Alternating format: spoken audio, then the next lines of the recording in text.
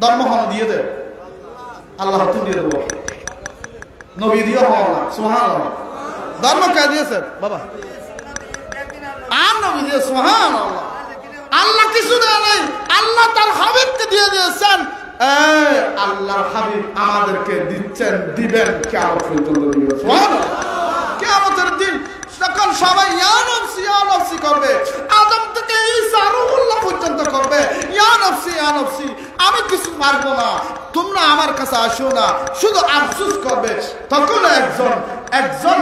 আল্লাহর হাবিব সিজদায় পড়ে রব্বি হাবলি উম্মতি বলে বলে কাঁদবেন সেদিন নবীর পিছনে বিনা হিসাবে 70,000 আশিক রাসূল জান্নাতে যাবে তাদের পিছনে আরো 70,000 তার পিছনে আরো 70,000 এভাবে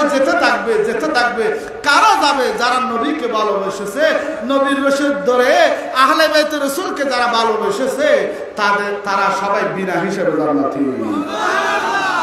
একটা কথা বলতে চাই ওই যে এটা আমি শেষ করে দিচ্ছি ক্লিয়ার করে দিচ্ছি কোরআনে কে চিনতে পারে মাঝবান্ডারের কালাম শুনেছি মাথা ঝুঁকিয়েছি কিন্তু কোরআনে কি বলতেছে এটা তো বুঝি নাই আরে কোরআনে বলেছেন আমি প্রথমে একটা আয়াত বলে দিচ্ছি দিয়েছি সেখানে বলেছেন আমি আল্লাহ স্বয়ং আল্লাহ ইচ্ছা করি আমার গোসল আজম মেজবানদারি অর্থাৎ আহলে বাইত রাসূল যাদের শরীরে মুবারকে ইমাম হাসান হুসাইন মাওলা আলী মা ফাতেমাতুল জাহরা রাদিয়াল্লাহু তাআলা আনহার রক্ত মুবারক গিয়েছে তাদেরকে পবিত্র রাখি রাখি ভালো কথা আল্লাহ রেখেছেন ভালো কথা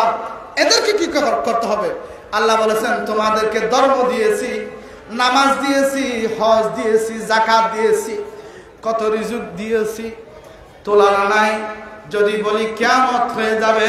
আল্লাহর নিয়ামতের বর্ণনা কোনোদিন শেষ হবে না আল্লাহ বলেছেন তার বদলতে আমি তোমাদের কাছে কিছু চাই না তোমাদেরকে এতগুলি নিয়ামত দিলাম নামাজ দিলাম রোজা দিলাম হজ দিলাম যাকাত দিলাম ধর্ম দিলাম কর্ম দিলাম স্ত্রী পুত্র দিলাম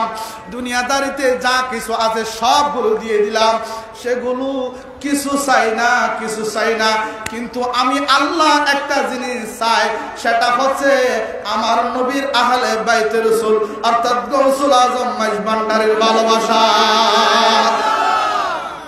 কুল্লাহ দলিল ছাড়া কথা চলবে কুল্লা আসআলুকুম আলাইহি আজরান ইল্লাল মাওয়াদ্দাতা ফিল কুরবা বান্দা তোমাদেরকে যা কিছু দিয়েছি আমি কিছু চাই না একটা জিনিস চাই শুধু এটা হচ্ছে আহলে বাইত রাসূলের ভালোবাসা তাহলে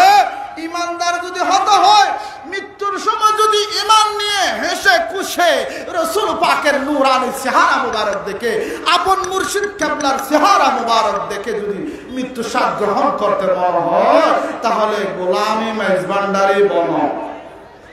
কি বলো গোলামি মেজবানদারি সুন্নি নাম ধরে হুদুনে মেজবানদারি শালি বিয়া দিবি করে তুই কি সুন্নি রোডা এগুলো হচ্ছে মুনাফিক মাইজবান্ডারে হচ্ছে মুনাফিক ধরে দেওয়ার অস্ত্র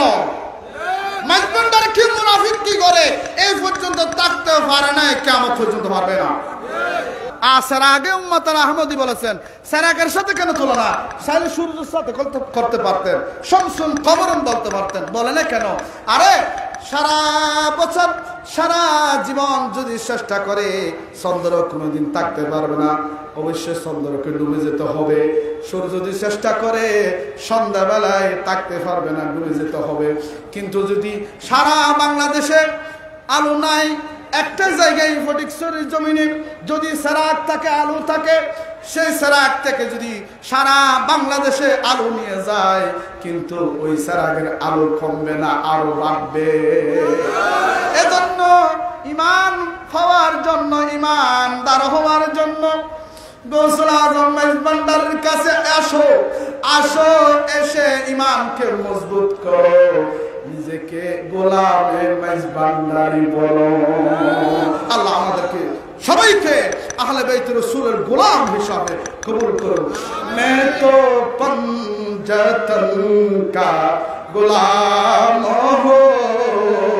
सुभान मैं तो पंजतन का गुलाम हो, मैं गुलाम इब्ने गुलाम हो।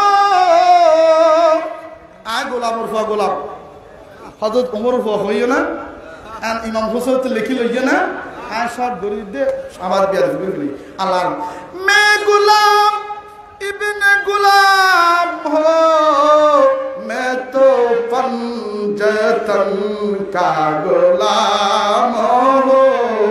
আসসালামু আলাইকুম ওয়া রাহমাতুল্লাহি ওয়া বারাকাতুহু। আমি সময় বেশি যদি নষ্ট করি বাবা সবাই ক্ষমা দৃষ্টি দেখবেন। আসসালামু আলাইকুম ওয়া রাহমাতুল্লাহ। মারহাবা মারহাবা। এতক্ষণ পর্যন্ত অত্যন্ত সারগর্ব নুরানি মানি বাদরি তকরির পেশ করলেন মৌলানা মুজিব বাবার রোহন সন্তান মৌলানা ফরমান আলী বদরি মাইজভান্ডারি মদ্দাতিউল আলী। এবং তার আরেকটা পরিচয়, তিনি ওয়াইজে সিঁড়ি বয়া,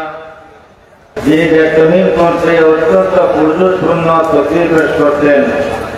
কোনো কিছুকে ভয় করতেন না। আশিকুর রসুল আল্লামা জাফর আহমদ বদরি রহমতুল্লাহ নাতি আমার যে ওনাকে যদি তকরিরে রাখি শেষ হয়ে যাবে, এই যে